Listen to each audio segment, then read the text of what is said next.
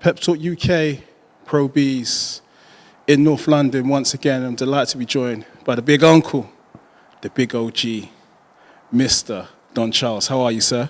I'm very well as usual. How are you? I'm looking forward to Christmas, indulging in some turkey, a bit of celebrations. But before I do, and before we do, we have the big matter of Joshua versus Ruiz 2. Ruiz Joshua, it's going to be an absolute fantastic fight, highly anticipated. And I thought I'd check in with a man in the know, a man that could break down to me tactically what this fight is all about. Well, it's you know me. I train all weight categories where if this was mastermind, my chosen specialist subject would be that of the heavyweights. I'm very interested in the heavyweights, always have been. And yeah, very, very interesting historic fight between Anthony Joshua and Andy Ruiz.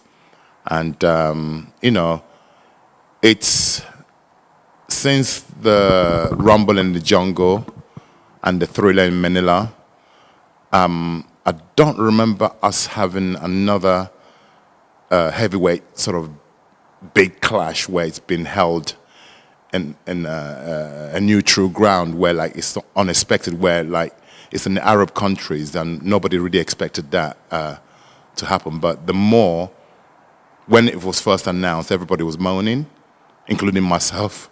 I'm not a hypocrite. And as closer as it gets, it makes a lot of sense, and it's actually more appetizing. You know, it's kind of different, isn't it? And yeah, I'm really looking forward to it. Let's take it back to June the 1st in NYC. A lot of people slept on Andy Ruiz Jr. I think more the casuals who didn't know about his resume, didn't know he went the distance with Joseph Parker, and he is really a really good fighter. Back then, were you one of those that thought AJ would win convincingly June the 1st?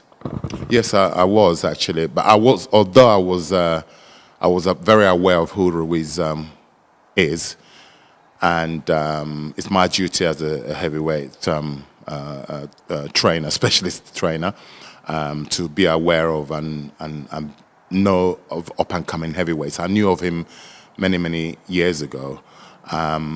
Also, I took a closer look at him when he beat a friend of ours, an American called Joe Hanks, because Joe came to help us when we fought David Haye, Mr. David Haye, when Derek Chisora was going to fight David Haye.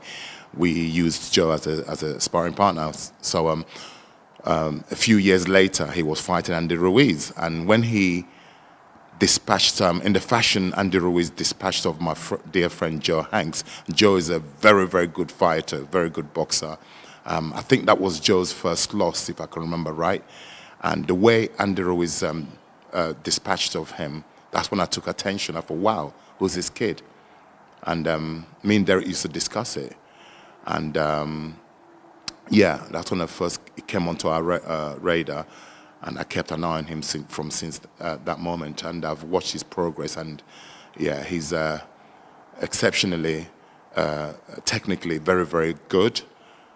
His amateur record speaks for itself, and it just goes to show you don't judge the saying, don't judge a book by its cover.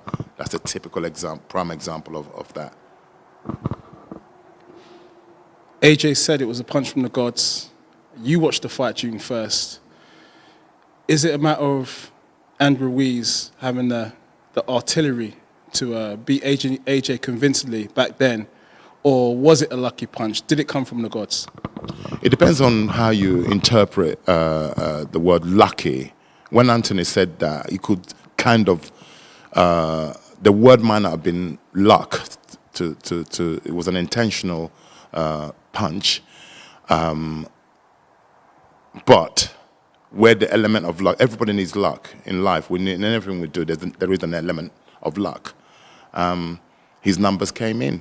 Andy Ruiz's lottery numbers came in that very night, and he was able to land that first punch that triggered everything off. And Anthony did very, very well to get up. Not only did he get up, he continued to fight. That's the heart of somebody who doesn't know how to lose, didn't want to lose. He got up multiple times. He went down multiple times and he got up. He finished on his feet.